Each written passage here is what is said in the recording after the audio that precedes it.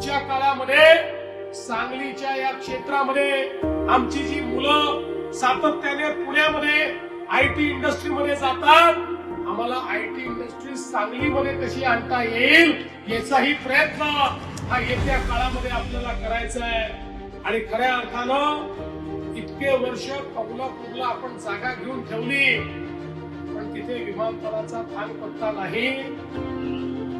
अनेक वर्षापासून आपली मागणी होती।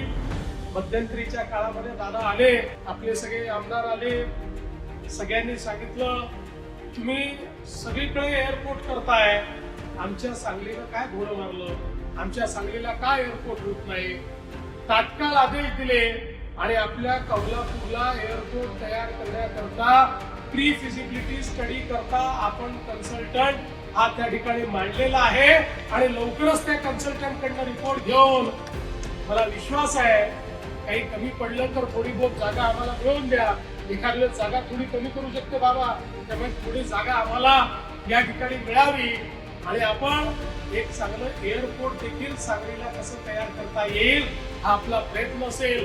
एअरपोर्ट असो, ट्रक टर्मिनस असो, नवनवीन ज्या गोष्टी या ठिकाणी करण्याची आवश्यकता आहे त्या सगळ्या गोष्टी आपल्याला करायच्या आहेत।